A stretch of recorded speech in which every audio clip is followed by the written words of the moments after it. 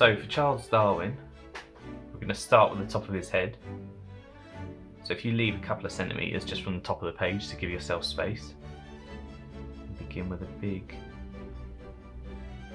semicircle like that. We can add in some big bushy eyebrows. Apparently he had big bushy eyebrows and a big bushy beard. Another on there.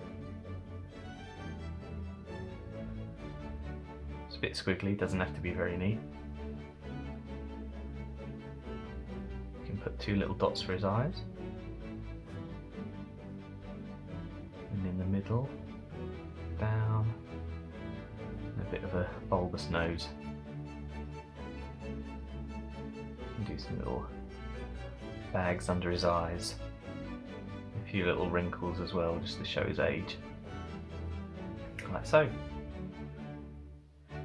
Next, if we come down the side of his face, down like that, and do another semicircle for the top of his beard. So up, bottom of his nose, and round like that. We take this line back up, just in line with his eyebrows there, and out, join that bit there. It's the top of his beard. We can put in another little semicircle for his ear, like that. If you come up a little bit, and come out with some wavy lines,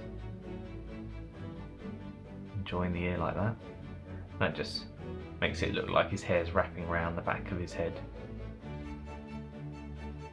If you come back down to this corner of the beard, down, and start a few wavy lines like so, the bottom of his beard. And then we can take that up, join that up with the bottom of his ear. Put a little smile in while we're at it, and maybe a few more squiggles, make that beard a bit more bushy. Next, we're going to do the side of his coat. So if you come down about in line with one of the eyes, down here, go all the way down to about 3/4 of the page, down like so. And then we'll do another one, not quite as far this time, but coming out, curve down like that. So, not quite as far. And we do another third one. Leave a bit of a gap at the top, down, and this time we want it to be in line with this one. So we can join those up like that. If we join this one up like this, bring this hand, a few little squiggles, and we've got his hand tucked behind his coat there. We can just give a bit more detail to the coat, add a lapel, a few little buttons, like that.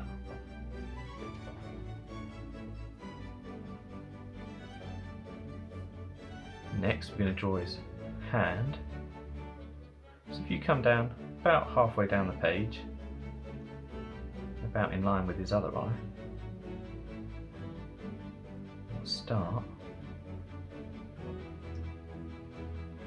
with 4 little bumps, because we don't want to draw his hand, his fingers open. We want him to be holding a book. You come out from those, draw a thumb, like that, down, and then join these across, like so. Next, if we come back up, just a couple of centimetres down from his ear, we want to draw the collar of the other side of his coat. So come down at an angle and out a bit for his shoulder, and then you want to come down to here to the bottom of his arm, so out and round like that. You can join that up there, take it back up, not all the way to the top, again leave a little gap like so. You can add another little button just for a bit of detail. So he's going to be holding a book in his arm. So what we want to do is draw a rectangle behind his hand and arm. So if we come up, across, and down like that. Do the same again underneath, down, and across, and up. So you can see the rectangle, but it's just behind the hand and arm there. We want to add a few pages, make it look a bit thicker, full of his notes. So if you come out, just follow that same line, but just leaving a little gap. And down, like that. If you do that a couple more times, just to show all the pages. Just leaving just a little gap each time. Next, you can come up from the top of the book, just go up, or somewhere along his beard there. Draw the other lapel, so we go up, in and out, and then join it there to that corner. So for this other side, if we come down here for the corner of his hand in the book, down, in line, the other side of the coat, all the way along, out in line with the shoulder. Doesn't have to be too accurate though. And join those up again, like so. If we're going to do his little waistcoat, we can about halfway in the page, just draw like a little triangle like that. Maybe another little triangle at the top, so his shirt behind. And join those 2 points up like that. You can add a few more buttons, again just for a bit of detail. Maybe add a little collar on his waistcoat like that. Now for the legs, we're going to start in the middle there with his coat. Come down, about half the space left. Go along, in line. His waistcoat there, up, not all the way to the top. Leave a gap, and then back down. Along again, just bring this up like so. Add in a few couple of little shoes, sort of out, back in, join them up there. And there you've got Charles Darwin. We can add one of his little finches he studied.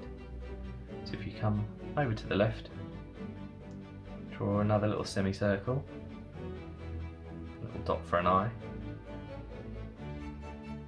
come out here, a little squiggle for a tail, another semicircle for its belly, back up and join it, like that, another little squiggle for its wing, big beak,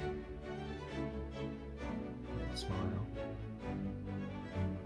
another beak, bottom of the beak there, few little scrawny legs. They don't have to be very neat. There you go.